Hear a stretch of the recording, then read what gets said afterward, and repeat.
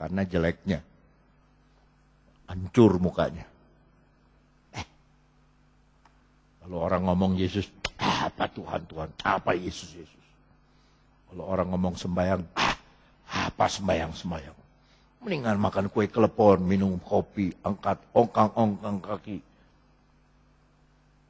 Yesus deh, bosan. Minggu Yesus, Rebo Yesus, Kemis Yesus, Sabtu Yesus. Yesus terus, bosan. Nggak masuk hitungan. Tapi bagi kita, dia indah. Bagi kita yang percaya, dia itu indah. Terus kita baca. Ayat keempat. Tetapi sesungguhnya penyakit kita yang ditanggungnya dan kesengsaraan kita yang dipikulnya, padahal kita mengira dia kena tulah, dipukul dan ditindas Allah. Tetapi dia tertikam oleh karena pemberontakan kita, dia diremukkan oleh karena kejahatan kita, ganjaran yang mendatangkan keselamatan bagi kita ditimpakan kepadanya, dan oleh bilur-bilurnya kita menjadi sembuh. Jadi saya itu sedih, saudara. Kalau saudara punya iman ini masih baby terus bayi terus. Yang saudara saksikan itu hanya urusan pilek, selesma, pusing, pano, kadas, kurap, pusing, liar. Aduh. Penyakit yang paling jahat itu dosa. Tuhan sembuhkan saudara. Bersaksilah tentang kehebatan, keindahan Tuhan. Walaupun kepada kita, kepada dunia dia tidak masuk hitungan. 1 Korintus 1. Di dalam 1 Korintus 1,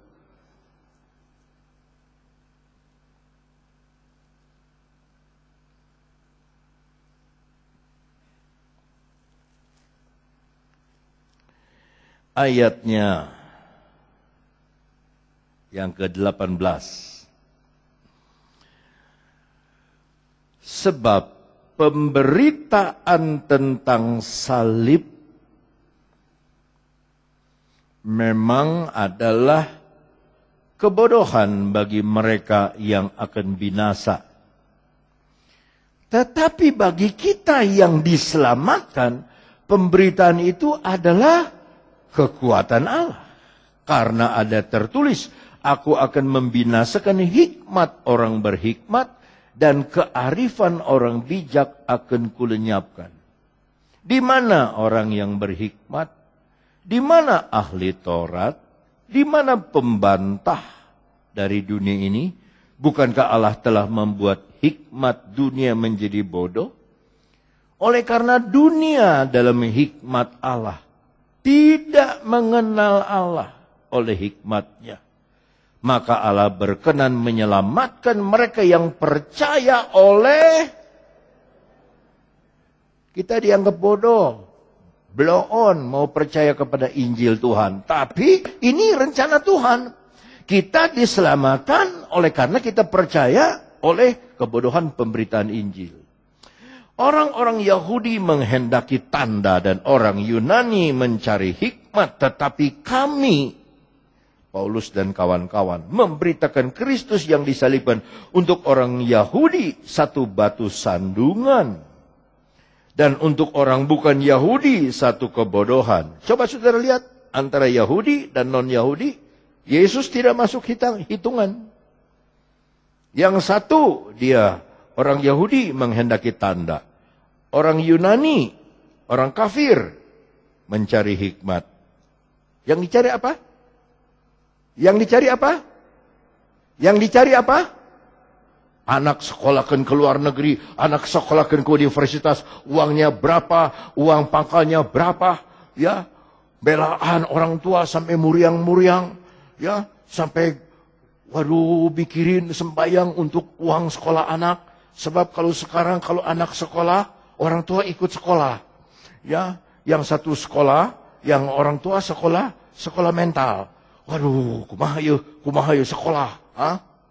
Itu yang dicari manusia, hikmat. Tidak ada yang mencari keindahan. kerajaan Tuhan.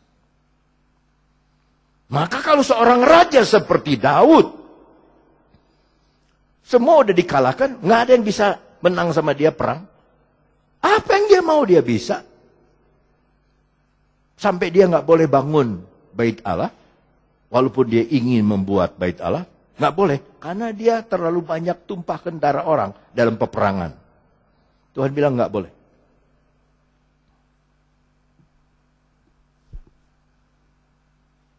Tapi lihat ini raja, dia begitu menikmati Tuhan.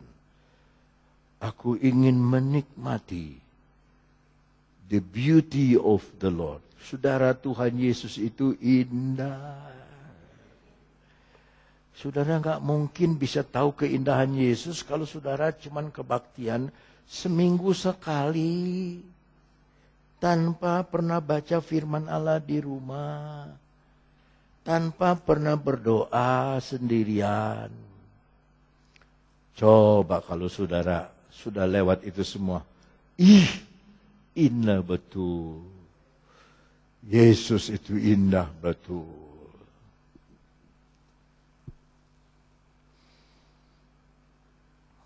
Dalam Mazmur 84,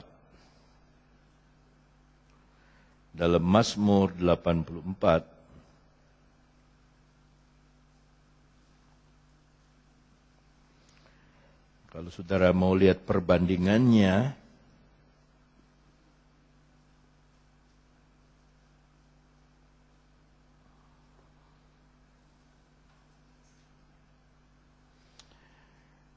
ayat 5 mulai. Berbahagialah, bahasa Inggris diberkatilah, orang-orang yang diam di rumah Tuhan. Masuk kebaktian aja udah disebut bahagia, diberkati. Sementara saudara dengar firman Allah, sementara saudara duduk sekarang, itu mesin berkat itu sedang berkarya memberkati saudara. Saudara tidak tahu bahwa Tuhan sedang memberkati toko saudara. Tuhan sedang memberkati hidup saudara. Tuhan sudah mengalirkan berkat itu bagi saudara. Diberkatilah orang yang diam di rumahmu, yang terus-menerus memuji-muji engkau. Daripada marah-marah, lebih baik nyanyi. Oh, haleluya. Hai, jangan kau bimbang, nyanyi sembahyang. Kalau sembahyang, menyanyi sembahyang, susah pun hilang.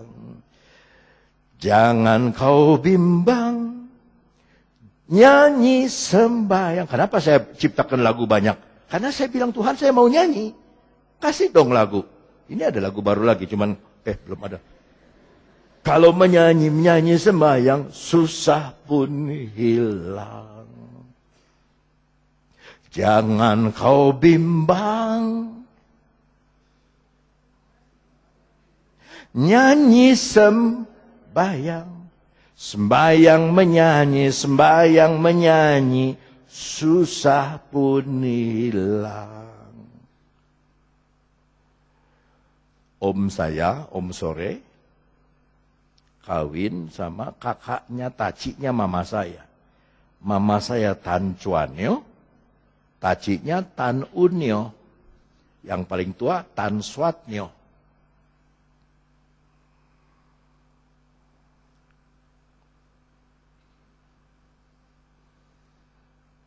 Tan Unyo ini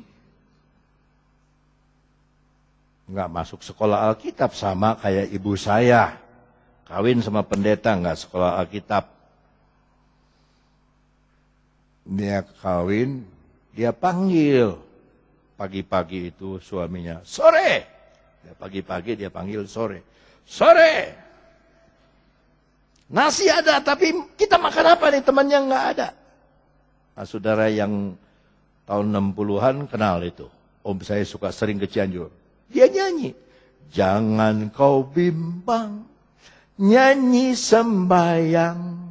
Sembahyang menyanyi, susah pun hilang. Ini kita makan, masa cuma makan sama garam?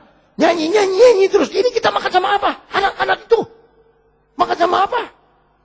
Jadi pendeta itu susah, saudara. Mereka tinggal di tepi pantai. Nggak tahu kenapa itu kalau di ujung pandang nggak ada genteng, selalu pakai seng.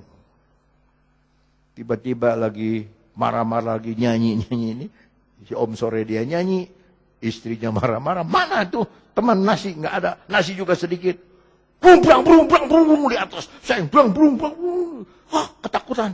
Tante saya, apa tuh, periksa. Waktu dilihat saudara, saya jangan tanya sama saya dari mana, saya nggak tahu. Ikan besar, hidup, Kalau burung gagak masa kuat bawa ikan segede gini? Hah? Masa ada orang nggak iseng, nggak ada kerjaan lempar ikan ke atas genteng orang? Bung. Ada apa? Ini taman nasi. Oh, akhirnya turun kan karena gentengnya turun. Bung. Terus ambil. Nih, jangan kau bimbang. Nyanyi sembah. Ini mujizat loh. Sembayang menyanyi. Apa? Ikan pun datang. Ada haleluya? Haleluya. Beberapa bulan kemudian begitu juga lagi. Nih nasi ada. Nggak ada teman nasi nih. Siang ini. Udah siang nih, kita belum belanja nih. Itu om saya gitu. Jangan kau bimbang, nyanyi sembahyang. Aduh, tante saya tuh, aduh. Bosan saya dengar kamu punya nyanyi lagu itu aja, nggak ada lagu lain. Lagu itu, jangan kau bimbang, nyanyi sembahyang. Jangan kau bimbang, nyanyi sembahyang. Akhirnya masuk ke kamar, udah ngantuk. Jam 2:30. Jendela dibuka. Dulu kan masih pakai kelambu, Pak tidur dulu. Dia tidur, goleran. Tante saya tuh marah-marah di tempat tidur. Tiba-tiba dari luar burung merpati masuk ke kelambu. Om saya tutup kelambu. Ini burung siapa? Ini makanan kita. Jangan kau bimbang, nyanyi sembahyang menyanyi, burung pun datang, rezeki datang, makanan datang, minuman datang, si jodoh datang, bakekok datang, semua yang baik-baik Tuhan akan kirim asal kita tidak bimbang, melainkan memandang keindahan daripada Tuhan.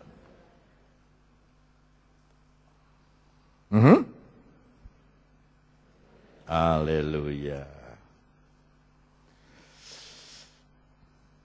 Sampai mana tadi? Ayat ke-22. Orang Yahudi menghendaki tanda dan orang Yunani mencari hikmat, sama sekali tidak memperhatikan Yesus. Tetapi kami memberitakan Kristus yang disalib. Untuk orang-orang Yahudi satu batu sandungan, untuk orang bukan Yahudi satu kebodohan, tetapi untuk mereka yang dipanggil baik orang Yahudi maupun orang bukan Yahudi, Kristus adalah kekuatan Allah dan hikmat Allah. Sama-sama. Sebab yang bodoh dari Allah lebih besar hikmatnya daripada manusia, dan yang lemah daripada Allah lebih kuat daripada manusia.